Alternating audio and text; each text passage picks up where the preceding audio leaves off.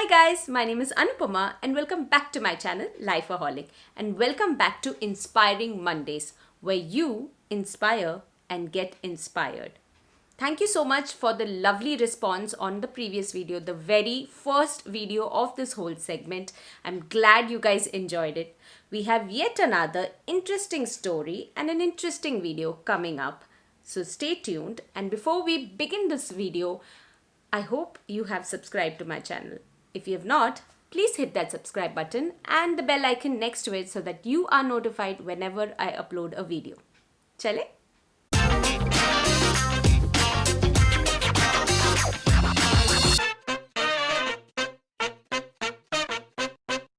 So for today's video, we have an interesting and probably a relatable story from Shrikant. He writes, "Hi Life-O-Holic, I came across your channel while searching for COVID survival stories.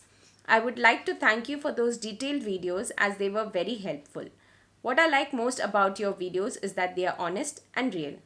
Thanks a lot, Shrikant. I'm so glad that you found them helpful and you really like them. I'm a 27-year-old living in Mumbai. I'm writing to share a topic that is close to all of our hearts: friendship. I'm an introvert and have very few friends in life, but I have been very helpful to everyone around me. Most of the time, I feel people take advantage of my nature in the name of friendship. I think we all have gone through that at some point. As you know, the current job market scene is very bad.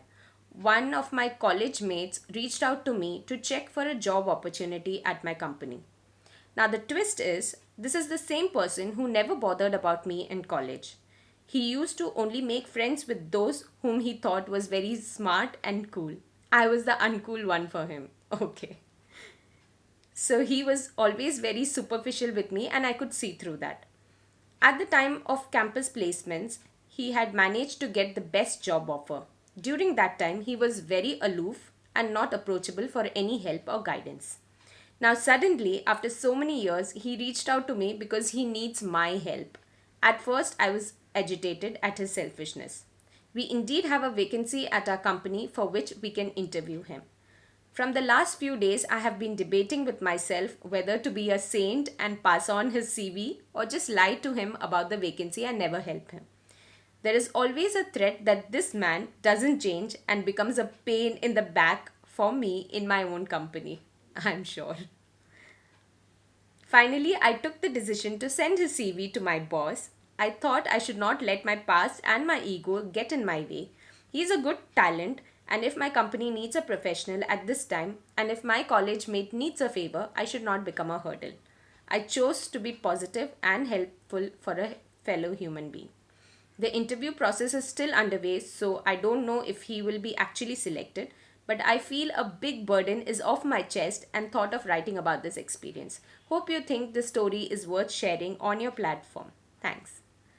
Thank you so much, Shrikant, for sending in this story. Thanks a lot for sharing this, and I think it takes a lot to do what you have actually done. In fact, we all have faced this dilemma at some point in our life where people have taken advantage of us or people have taken us for granted, and then the tables turn. So different people would react to such situations in different ways. So for simplicity's sake, let me categorize these reactions into two: A and B. Now, A category would be those people who think that no matter what, you continue being the way you are.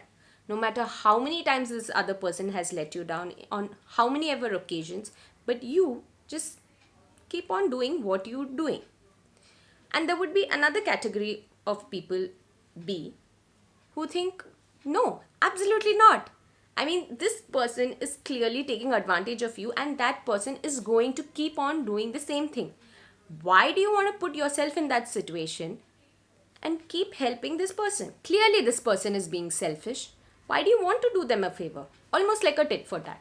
Now, I want you guys to promise me that you're going to watch this video till the end to understand what I'm really trying to convey. There is a personality trait in each of us that makes us unique. There is something about you that makes you you. That is your comfort zone. That is your happy place. Being you makes you the happiest. The more you deviate from who you are, the more unhappy you are, the less content you are, and basically you are miserable. The moment you let someone else dictate your life, your feelings, your emotions, you are basically just a puppet in their hands. You are going to be a victim of their decisions. You need to be 100% you.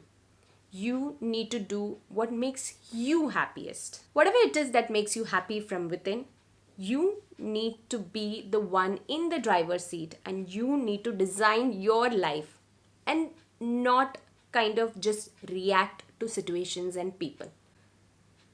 Do not let anyone else decide your character.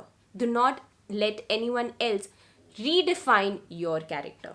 And of course, revenge and tit for tat should never even enter your mind, because that's basically just going to fill you up with negativity. Next time you're faced with such a situation, think what would you do if it was for a random stranger. And do exactly that, because that's 100% you. It's simple. Whatever the situation is, just take the other person, the recipient, out of the whole equation, and you will know what you want to do. Be 100% you, irrespective of who's on the other end. Now, I'm sure you guys would think that wo sab to theek hai, but the other person is clearly taking me for granted or taking advantage of me. Now, let me ask you, why is this other person taking advantage of you? Or let me rephrase. Why do you think this other person is taking advantage of you? Is it because you helped them when they needed you, and when you needed them, they were not there, or they let you down, or they hurt you in some way? Why did you put yourself in such a position? So the real question here is, are you helping someone from a place of authenticity, from a place of 100% authenticity within, or are you helping them from a place of expectation? Are you expecting your good deed to be returned when the need arises? So do you think you are taken for granted, or you are taken advantage of because of your own expectations? And we all know what expectations lead to, especially if you know that this other person is someone who's not going to return your good deed. You continue doing the good deed because that's who you are. Not expecting that good deed to be returned from the same person. And I assure you one thing, that if you are doing something good, it's going to come back to you. Maybe not from the same person, but it's going to come back to you in some other form. And that's why I said you need to be 100% you, because that's the only way you do something for your peace of mind and not really expecting anything else in return. I know all this is easier said than done, but believe me, you cannot change this other person, but you can always alter your expectations towards them. And that way, you won't feel that you are even being taken for granted. Do what makes you happy and just forget about it. Stick to your personality. At the end of the day, you need to have your peace of mind. Hope this video has been helpful for you guys, and hope I have been able to convey what I really want to say. I would love to know your thoughts in the comment section, and thank you, Shrikant, for sharing such a lovely story and a lovely topic. If you have an inspiring, joyful story like this, do write to me at lifeoholic0710@gmail.com, and I will feature your story on my channel. If you did enjoy this video, please hit like, and please do subscribe to my channel. It would mean a lot to me. So until we meet again next time, stay tuned. Bye-bye.